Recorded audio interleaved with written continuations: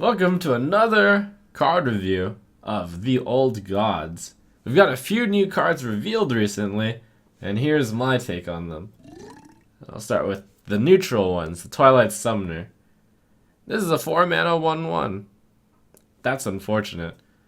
A 4-mana 1/1 is pretty slow. Now the good news is the Death Rattle summon a 5/5, and a 4-mana 5/5 is pretty good. The bad news is a 4-mana 4/5 is not currently being played. It might possibly see play in Standard, with Strutter rotating out. Maybe Chillwind Yeti has some goodness to it. However, the bad news about Twilight Summoner is it's just so slow. You can imagine it as like a 4-mana 5/5, which is frozen on your first turn, because the Twilight Summoner doesn't really do much with only one attack, so it attacks into something, sacrifices itself, and then you get a 5/5. So it comes into play a turn slower. Yes, it's very comparable to Nerubian Egg. Nerubian Egg, however, does cost 2 mana less, which is a big deal because you can coin Nerubian Egg into something like Abusive Sergeant and then kill a 3/2 in the early game, which is incredible. Twilight Summoner, though, comes out too late for the 1/1 to deal anything, really. The one saving grace of Twilight Summoner might be that it combos really well with two certain cards. One is Unearthed Raptor. If you summon an Unearthed Raptor as a 3/4, which copies a Death Rattle of summon a 5/5, you're doing pretty well. Secondly, if you do N'Zoth and you get the Twilight Summoner back, that's also pretty valuable. However, if you play N'Zoth and you're getting a slow card back, that's actually not so good also. It's a 4 mana for a very slow 5/5. Not good enough, I think. In Arena, though, where things are a little bit slower, this card will be decent. It's worth mentioning that the Wobbling Runts aren't even that good in Arena, and Twilight Summoner is a similar slow Death Rattle card. But stat-wise, at least Twilight Summoner gets some pretty good value. Blood of the Ancient One. It's a 9-mana 9/9. A 9-mana 9/9 is awfully slow. Oh, but if you control 2 Blood of the Ancient Ones, you get to merge them into the Ancient One.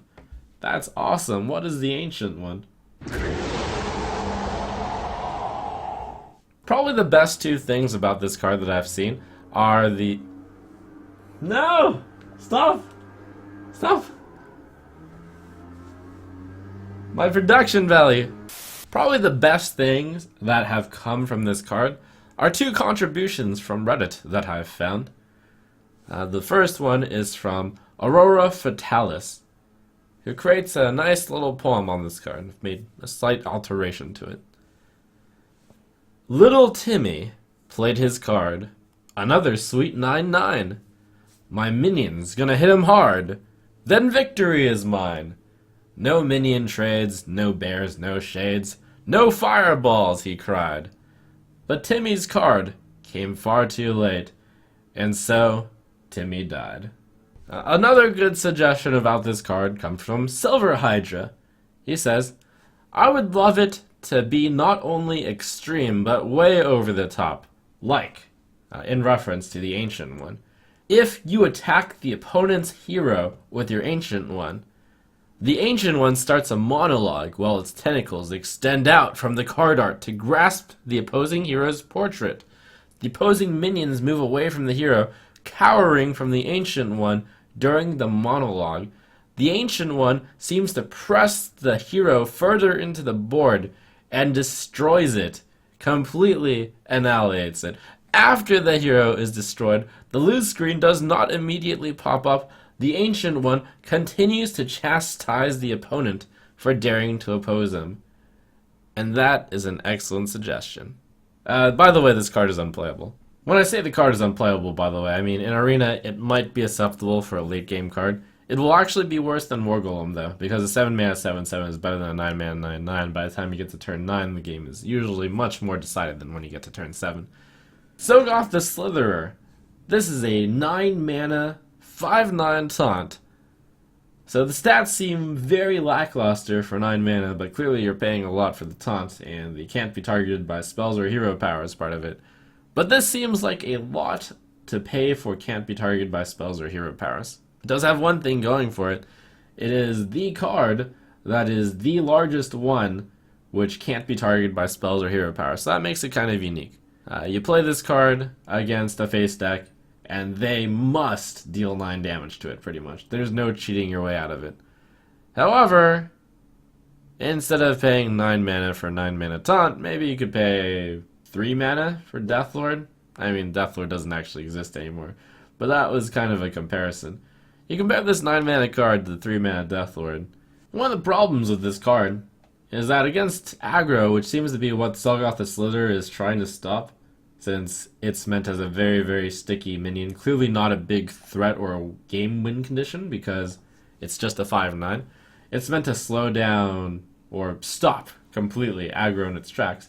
But the problem with that is on turn 9, the aggro has generally done enough damage, the face deck, and then they're just starting to hit you in the face with spells.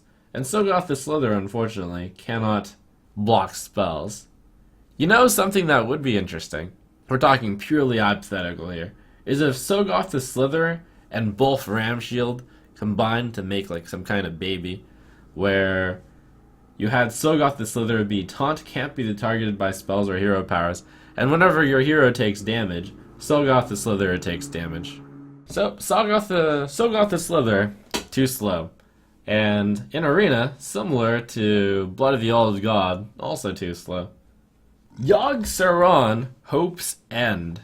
Well, this is the 4th Old God revealed, and boy is he a doozy. Yogg-Saron is known as the Old God of Madness, and this is reflected very well in the flavor, since if you cast 10 spells of anything, then Yogg-Saron will cast 10 completely random spells, chosen completely randomly. So, side notes, get some rules questions out of the way now. The random spells are completely random, doesn't matter what spell you cast. You cast an Arcane Missiles, Yogg-Saron will throw out a Doom. You throw out a Pyroblast, Yogg-Saron will throw out Mirror Entity. Doesn't matter. The targets are chosen randomly as well. Yogg-Saron casts Pyroblast. Who knows if that's going towards the opponent's face, your face, or even Yogg-Saron himself. Probably the best way to showcase how Yogg-Saron works is to show you the Yogg-Saron simulator that some enterprising individuals have created. So here we are using the Yogg-Saron simulator. You can add minions onto the board, but here we have its default look. So you input the number of spells that Yogg-Saron that you have cast before casting Yogg-Saron, and then bam. So this particular Yogg-Saron gave me first an eye for an eye, and then Mark of Nature will have been cast randomly on the opponent's imp, and then upgrade, I get a weapon. Mirror Image, I get a few taunts. Solemn Vigil, I draw 2 cards. Infest, oh man, look at that value. Every single one of my guys now can summon a random beast when it dies. Lightning Storm, whoosh, I just killed a few of his guys. Unleash the Hounds. Misdirection, another secret, and Solemn Vigil for 2 more cards. And then the charged hounds can easily take down, well, no, it'll take down Imp, but that's pretty good. So that Yogg-Saron drew 4 cards, put down 2 secrets, and put down a 1/3 weapon, as well as 2 1/1 charges and taunt. That's a pretty good result for Yogg-Saron. Let's try that again. So we cast Inner Fire on the opponent's Cho'Gall Yeti. We lay on hands the opponent's Defias Bandit, but that's okay. I drew 3. Whirlwind. Whoosh. Shield Block. Nice. Gain 5 draw cards. Shiv. We shivved his Defias Ringleader. Always lucky. Power Shot. We Power Shot our own board. That kind of painful, but oh well. Ancestral Spirit. Tossed it on the opponent's Cho'Gall Yeti. Unfortunate. Forbidden Flame does nothing. Divine Spirit, we put it on Yogg-Saron, and Rampage, buff Spider Tank. So I drew 5 cards. Pretty good. Yogg-Saron does a lot of random stuff, but it ultimately ends up that every single card that Yogg-Saron casts, and this is very broad, and this is very, very rough, every single spell that Yogg-Saron casts has approximately a 65% chance of being good for you and approximately a 30% chance of being bad for you. and about a 5% chance of doing nothing, using rough math that I have collected through other people's calculations. Which is to say that casting Yogg-Saron will generally be an excellent move. It probably requires actual play to see whether or not Yogg-Saron will fit in a mainly spell-heavy deck. And yes, you can always do the dream of playing the Yogg-Saron and then 3 Pyroblast the opponent's face. You can always have the nightmare of Yogg-Saron and then 3 Pyroblast on your own face. At the current time, and I have looked this up, it is not known whether or not Overload works with Yogg-Saron, though it is worth mentioning that Blizzard initially tweeted that you would not have to pay the Overload cost. However, they have since deleted the message, and their current stance is to be determined. On a random side note, Blizzard has also confirmed that they have tested Yogg-Saron and made sure that the turn timer was going to be sufficient if you played Yogg-Saron and the opponent would still have enough time. They even tried it out with Nozdormu, and I'm not entirely sure how the implementation went on, but they assure us that it will also work with Nozdormu. Blood Warriors is an interesting addition to Warrior. A 1 mana cost fewer Echo of Medivh is the best comparison to make, and it's a very apt one. Now, the problem with Echo of Medivh is that it never really saw that much play. It was in a few fringe decks, competitively, I should say. You would play Molten Giants, and then you would play Sun Fury, and then you would Echo of Medivh your guys. Or you would even do something like Sorcerer's Apprentice, Echo of Medivh, Sorcerer's Apprentice, Antonidas, Fireball, after getting some reduction prices. So the question is, can you make this work in Warrior better than it works in Mages? In addition, even if you use the cheapest way to damage friendly minions, which would be Whirlwind, you're still adding up to be the same cost as Echo of Medivh, but it takes 2 cards instead of 1, so it's pretty tough. That said, though, with a card like Emperor Thaurissan, you can reduce the cost of Blood Warriors and of Whirlwind, and it's like you double reduce Echo of Medivh. So your 2 mana cost card, Blood Warriors, will be Echo of Medivh. So what can you get with Blood Warriors? One of the things that people think about with this is immediately Patron. But here's the problem with Patron, and Life Coach said this pretty well. Why would you play Blood Warriors when you can just play Battle Rage?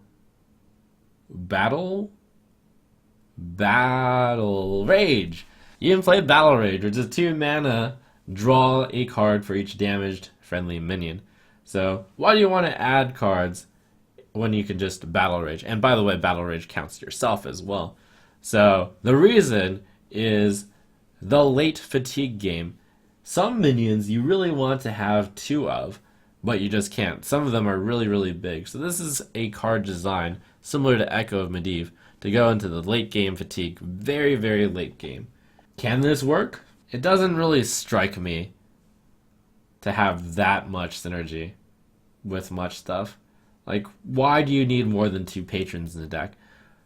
Do you really, as Warrior, have access to things that Mage doesn't have in terms of late game cards? Feels like no right now. The reason why the Fatigue Mage kind of worked is because you could have Echo of Medivh, but you could also have Duplicate, and Duplicate is the big card. So you can compare Blood Warriors with a few of the card draw cards, like Arcane Intellect, for example, which is 3 mana draw 2. With Blood Warriors, you're getting a more direct draw 2.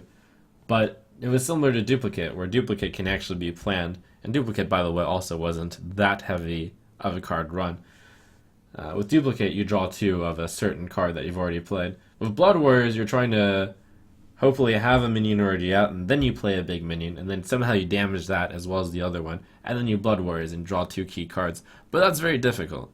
It's an interesting thought to put one of this copy into Patron Warrior, but really how many times can you even trigger the Patron Warriors? If Patron Warrior is even a thing, because it's missing Deathspite now. We'll see. I personally don't see this card working out, though. In Arena, this card is going to be a little bit better, but it's also tough to damage friendly minions. It's going to be less good than Battle Rage. Got a Druid card. Wisps of the Old Gods. A clever play on Whispers of the Old Gods. So, you can choose one of 2 kind of non-impactful options. Well, let's not call them non-impactful. If you summon 7/1/1 Wisps, you are getting 7/7 for 7, kind of. And if you give your minions +2/+2, if you have 3 minions out, then you're kind of giving them 6/6 in charge. Now, where this Wisps with the old cards compares very unfavorably to would be comparing the first option, summon 7/1/1 Wisps, to Onyxia, which is a 9 mana summon Onyxia, which is an 8/8, and 6 1/1s. So for 2 more mana, you basically get +7/+7. Or you can compare it with Cenarius, which is 9 mana 5/8 Druid card, which gives your minions +2/+2 as one of its options, and comes with a 5/8. Both Onyxia and Cenarius are not very popular, perhaps because they are too slow. Perhaps because Onyxia is too vulnerable. The 1/1s are too vulnerable, and the 8/8 body itself isn't that good. Cenarius because it is too slow, and because you already have Savage Roar, so why would you need to spend that much mana to buff your guys? So Wisps of the Old Gods compares so unfavorably to both cards, which are not being played, that I can't really see this card seeing play. In Arena, this card's actually pretty good, though, because it turns out that 7 manas to 7/7/1/1s I think is going to be pretty decent. Thistle Tea! It seems like this expansion has a few things that plan on going to the very, very late game, and Thistle Tea is one of them. With Thistle Tea, you are clearly trying to go for a late game play, because otherwise you would just run Sprint in your deck. Sprint for 1 more mana gives you an extra card, and that's an excellent deal. So why play Thistle Tea over a card like Sprint? The main draw of it is that you're adding the extra copies outside of your deck. So you can outlast your opponent, perhaps, if you play 2 Thistle Teas. Now, the bad news about Thistle Tea is it varies a lot on the quality of the card that you are getting. Since you cannot currently rig your deck in any fashion, you have no idea what 2 extra copies you're adding. Could be a useless card like Backstab, could be an awesome card like your Game Winner. But you would never know, and thus I think it costs too much mana. Basically too slow and a cool effect, but probably too slow to pull off. This card is similar to Cabalist's Tome, in the sense that both of the cards are trying to pull into the very, very late game and pull extra cards into the game, so you can use your extra cards to deal with your opponent's deck, and then you'll ultimately have had more cards, and then you'll win the game through fatigue. Thistle Tea, like Cabalist's Tome, faces the problem that it's a bit slow. It's quite slow. In fact, this card is even slower than Cabalist's Tome because it costs 1 extra mana. So will we be drinking tea in the future? I think not. In Arena, this is kind of going to be a standard late game card, where you might just want a few late game cards, and if you have late game cards, this is one of the weaker late game cards, I feel, so you probably don't want this as much, but if you don't have late game, you'll want to pick this up. There is a theory that this is similar to Gang Up, in the sense that Gang Up uses a card and adds 3 copies to your deck, so you've rolled card draw into Gang Up, and then you're kind of doing both. The problem with that is that with Gang Up, you're usually controlling specifically which extra copies are being put into your deck and eventually your hand, which is why Gang Up only worked in specifically mill decks with Cold Light Oracle. You would always Gang Up exactly Cold Light Oracle. But since you cannot exactly Thistle Tea a card, the Thistle Tea is going to get a little cold when no one decides to drink it. Call of the Wild, this just might be the best card that I've seen in the set so far. The value player in me is excited by this card because this card is tremendous value. I expected the cost to be 9 or 10, but it's actually 8. That's incredible, and it really pushes a mid-range or control style of Hunter because this card is tremendous value. You're getting a 4/2 Huffer with charge, you're getting a 4/4 Misha with Sign, you're getting a 2/4 Liak, which buffs all of your minions by +1 attack, which actually means that you're getting a 5/2 Huffer with charge, and you're getting a 5/4 Misha. If you added the baseline stats, including the +1 attack from from Liak, which is actually valid because one of them is taunt and one of them is charge, which means they instantly act anyways, then they add up to 12/10 in stats for 8 mana. That's really good. Dr. Boom is a 9/9 stats for 7 mana, which is why he was so good. Plus the 1/1s had additional effects. This is a 12/10 in stats for 8. Plus the minions have additional effects. One of them is charge, one of them is taunt. And they're all beasts, which is important for Hunter. And they're split up into very nice 4 health and 2 health bits. So it's way better than just putting all the cards into a 12-10, and there are no 1 health minions to easily ping off. So we, I think, will be praising hunters as they play Dr. 8, and they look very smart. Tremendous value, great card in mid-range. You'll see Savannah Highmane, you'll see Call of the Wild as a finisher. If Control Hunter is a thing, you'll put Call of the Wild in it. And in Arena, this is going to be an insane card, possibly the best epic in the class. And let's conclude with Warlock, which gets Possessed Villager. This creepy looking guy is a 1 mana 1/1 and is very humble, but Zoo could always use better 1 mana 1/1s, and this 1 mana 1/1 actually looks like it could be competitive. What Zoo loves doing as a deck archetype is playing a lot of small minions and then buffing the minions, and Possessed Villager plays well with that. You play the Possessed Villager, and it serves a similar role to Argent Squire. You play the Possessed Villager, you give it a buff, it trades into something, and you're left with a 1/1, which can then be buffed and then trade into something again. It compares poorly with Argent Squire in the sense that buffs onto it are not permanent. For example, if you play Defender of Argus on the Possessed Villager and then attack into a 3/2, you're not going to be left with a 2/2 a ton, you're just going to be left with a 1/1. However, where Possessed Villager shines over Argent Squire is that if you play Power Overwhelming on Possessed Villager, you're going to have a 1/1 instead of nothing. Dark Peddler is going to get Possessed Villager a good amount of times because Possessed Villager is a 1 mana card and is a Warlock class card, which gets an additional boost because you discover your class minions more often.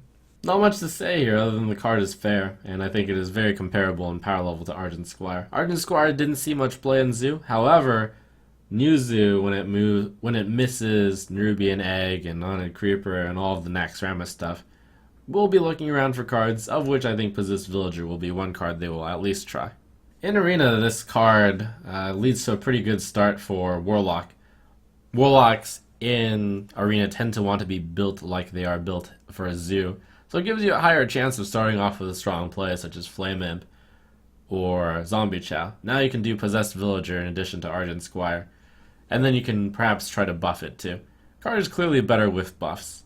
Without buffs, it can handle a 3/2 single-handedly as well over time, and if the opponent uses a hero power to kill off the 1/1, then they're spending 2 mana to kill off half of your 1/1, which is generally good.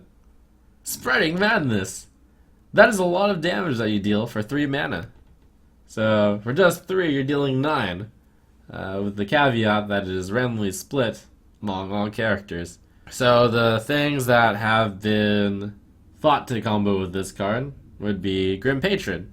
You play the Grim Patron, you play Spreading Madness, and then a lot of the times you're going to have a lot of Grim Patrons, because the Grim Patron spawns can immediately be targeted by Spreading Madness. On top of that, maybe you're going to be able to kill off your opponent's minion. On average, if your opponent has exactly 1 minion and you have nothing, it's going to be 3 damage, deal about 3 to them, to that minion, and 3 to both players. If your opponent has 2 minions out, then Spreading Madness is going to do approximately 2 damage to both minions. But that's the problem. It's randomly split, so you can never really count on it. As a card that you can't really count on, you wouldn't play it that often.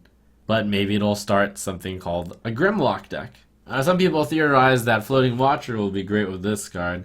It has potential to hit yourself 9 times in the face and buff Floating Watcher for 18. However, that is incredibly bad because the problem with Floating Watcher was that you could never really get Floating Watcher to stay on the board for a turn. One of the reasons why Spreading Madness just doesn't feel so good to me is because Matter Bomber is a 5 mana 5/4, deals 6 damage randomly among all characters. Matter Bomber only has 3 fewer random damage than Spreading Madness, and you're getting a 5/4 for 2 mana. That's a good mix of cards together, and of course you would generally want to play Spreading Madness when you didn't have minions out, unless you wanted to take damage with cards like Acolyte of Pain or with Grim Patron. So it's not good enough just to play this as a removal card, similar to Matter Bomber, which is how it was usually used, especially in Arena. So Spreading Madness will get some experimentation with Grim Patron, I'm sure. And we'll see if that deck's good enough. If not, then Spreading Madness probably won't see play. In Arena, this card is going to be an interesting pick. If you pick cards that want to take damage, for example, Acolyte of Pain or Grim Patron, you could actually pull off this combo in Arena. Then Spreading Madness goes up. And it's not that terrible because you can play it on 3 to counter their 3-drop perhaps. You can also play it after trading off your board, and then you play the Spreading Madness. Similar to how you would play with Matter Bomber. You would try to kill your guys off against their guys, get them all wounded, and then play the Matter Bomber. Worse than Matter Bomber in the sense that Matter Bomber comes with 2 mana, 5/4, and then on top of it, but not awful. And finally, the big man, Cho'Gall, a 7 mana 7/7. So, some general ideas on spells you will want to cast with this. Shadow Flame. You could Shadow Flame Cho'Gall or Shadow Flame one of the minions that you already have. Hellfire. So you kind of get a little bit of AoE along with Cho'Gall. Siphon Soul for a hard kill. It only costs you 3 total health. Bane of Doom for the value. Or even Doom, which will cost you 10 health. And it'll lose Cho'Gall, but at least you'll get a card back. The main problem with Cho'Gall, it turns out, and I'm talking standard here, is that there aren't that many great spells out there for Warlock right now. That's about the extent of cards I can list off, where Siphon Soul is decent. It basically gets rid of a guy in combination of Cho'Gall, but then Cho'Gall is just a 7 mana 7/7. There is currently a very specific deck that Cho'Gall could certainly fit in, the Reno Jackson Warlock deck. But the question is, what would Cho'Gall replace? And the other note is that, of course, in that deck, Cho'Gall's main targets would be Shadow Flame, Hellfire, Siphon Soul, and perhaps Bane of Doom. This card looks really good, but I think in practice it is not that good, due to being balanced by Warlock spells being pretty bad. And worth noting is that this card doesn't save the discount for a future turn, so you can't combo Cho'Gall for the next turn when you have more mana, but you have to sink 7 mana into Cho'Gall, and then cast your free spell on that turn. Basically, the swing isn't big enough because 7 of the mana goes into a 7/7. In Arena, this card will be better than War Golem. Slightly. With the asterisk that it'll be much better than War Golem if you actually have a spell that is a top tier Warlock spell such as Bane of Doom or Siphon Soul or Shadow Flame. To cover the question of how this card works with forbidden cards cost 0 mana. So therefore, if you cast Cho'Gall and then you cast a forbidden spell, then instead of casting 0 mana, it will cost 0 health, and then it will spend all your remaining mana. Generally not very useful. Because I don't want to make another Dr. Boom mistake, it's worth considering just how Cho'Gall and Dr. Boom compare, because they are both 7 mana 7/7s, and I don't want to get some PTSD later when Cho'Gall is played all the time in every single Warlock deck. So you compare the battle cries. With Dr. Boom, you're getting 2 1/1s, which death rattle deal on average like 2.5 damage apiece. So it's kind of like you're getting 2/2, deal 5 damage. With Cho'Gall, you are simply trading mana for health, which by the way is an excellent trade. You get, say, a 0 mana Siphon Soul, you immediately kill a guy. But you know what else kills a guy when it comes into play? Big Game Hunter does. And it doesn't take another card. And it doesn't cost you 3 health, because Siphon Soul would cost you 6 health and then gain 3 health. I think in Warlock it's very likely, due to the life tap mechanic, that you will get a spell that you will want to cast with Cho'Gall fairly easily. It is worth mentioning that in new meta, if Big Game Hunter gets touched, cards like Siphon Soul become better because you'll actually need cards to deal with big cards. One of the reasons why Cho'Gall isn't being looked at that high a light right now is because it's just a 7 mana 7/7. But it turns out in a world where Big Game Hunter doesn't exist, 7 mana 7/7 isn't as bad.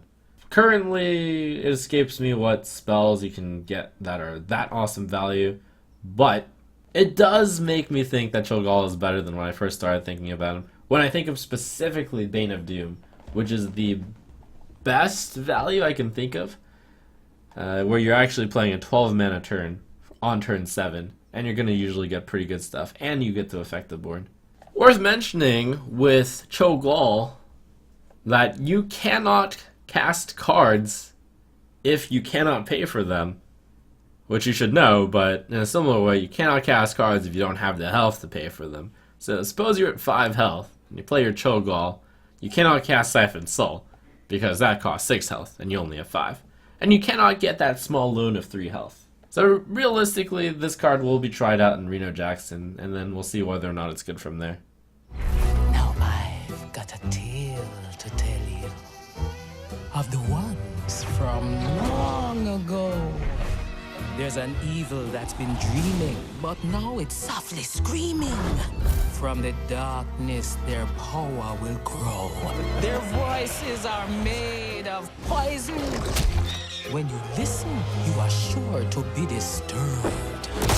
You can lock your doors. You can say your prayers. No creature can resist their wicked words. Never mind, no need to worry. That's all just a story of the whispers of the old gods.